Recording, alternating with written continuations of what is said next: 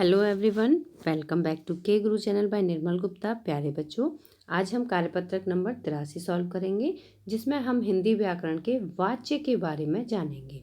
बच्चों, ये कार्यपत्रक 8 फरवरी 2021 के लिए है। तो स्टार्ट करते हैं आज की वर्कशीट।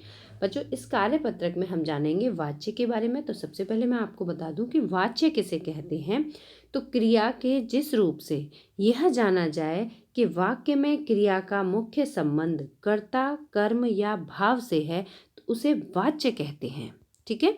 तो देखिए, अभी तक आप अपने पाठ्यक्रम के लगभग सभी व्याकरणिक बिंदुओं के बारे में जान चुके हैं। आइए आज हम वाच्य का अभ्यास करेंगे। नीचे दिए गए प्रश्नों को ध्यानपूर्वक पढ़ेंगे और उन प्रश्नों का निर्देशानुसार उचित विकल्प का चयन करेंगे। तो बच्चों, इसमें वाच्य के बारे में नहीं बताया गया है, इसलिए मैंने आपको डिटेल में बताया है कि वाच्य क्या होता है। क्रिया का रूप होता है। ठीक है। क्रिया के जिस रूप से ये हमें पता चले कि क्रिया का मुख्य संबंध किससे है, कर्ता से है, कर्म से है या भाव से है।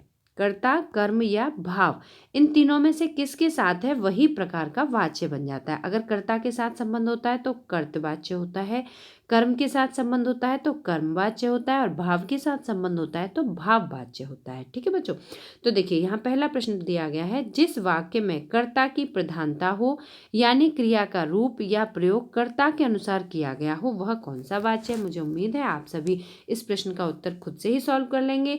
तो यहाँ पर कर्ता की प्रधानता दी गई है, तो वो कौन सा वाच्य हुआ, कृतवाच्य होगा। ठीक है। तो पहले प्रश्न का ग आंसर है। दूसरा प्रश्न है, सुरेश से बैठा नहीं जाता है। तो अब यहाँ पर किससे नहीं बैठा जाता है, सुरेश से नहीं बैठा जाता है। ठीक है। तो देखिए, इसमें किस बात की प्रधानता दी गई है, इसमें बैठने के बारे में बताया गया है कि सुरेश से बैठा नहीं जाता है। ठीक है। तो देखिए, दूसरे प्रश्न का जो हमारा करेक्ट आंसर होगा वो होगा भाववाच्य। ठीक है। भाववाच्य। भाववाच्य कौन सा होता है, जहां पर भाव मतलब अकर्मक क्रिया हो। अब देखिए, यहाँ पर बैठा नहीं जाता है, ये क्रिया कैसी है, अकर्मक क्रिया है ना। तो हमसे वहां ठहरा नहीं जाता है, उससे आगे क्यों नहीं पढ़ा जाता है, मुझसे शोर में नहीं सोया जाता है। तो इस तरह के जो वाक्य होते हैं वो भाववाच्य होते हैं। तो यहाँ पर सुरेश से बैठा नहीं जाता है, ये वाक्य भाववाच्य वाक्य है। तीसरा प्रश्न है, जनता के द्वारा सरकार को चुना गया। तो जनता के द्वारा चुना गया। अब देखिए, यहाँ पर किसके द्वारा चुना गया है, जनता के द्वारा। ठीक है। ये वाक्य है, ये इस वाक्य को हमें क्या करना है, कर्तवाच्य में बदलना है। कर्तवाच्य मतलब जहां पर कर्ता की प्रधानता हो। अब यहाँ पर कर्ता क्या है, जनता कर्ता है। ठीक है। तो हमें वो वाक्य चुनना है जिसमें कर्ता की प्रधानता हो। तो यहाँ पर वाक्य है, जनता ने सरकार को चुना। ठीक है। जनता ने सरकार को चुना, ये कर्तवाच्य वाक्य है। चौथा प्रश्न है, संगीता सितार नहीं बजाती है। तो ये कौन सा है बच्चों, देखो यहाँ पर ये निषेधात्मक वाक्य है ना, नहीं बजाती है। अब हमें इसे किस में बदलना है, कर्मवाच्य वाक्य में बदलना है।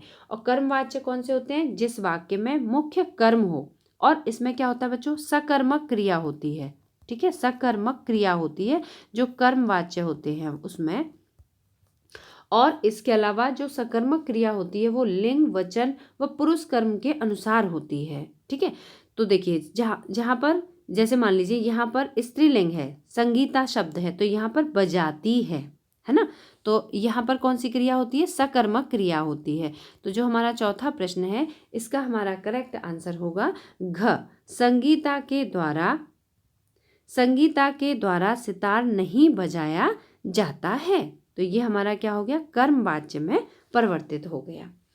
अब इसके बाद पांचवा प्रश्न है, निम्नलिखित वाक्यों में कृतवाच्य का सही विकल्प चुनिए। तो सही विकल्प है, चुनना है हमें कृतवाच्य। कृतवाच्य मतलब वही कर्ता जहाँ प्रमुख हो। तो इसका हमारा करेक्ट आंसर होगा, दादी जी से चला नहीं जाता। बच्चों, मुझे उम्मीद है कि आपको वर्कशीट पूरी अच्छी तरह समझ आ गई होगी।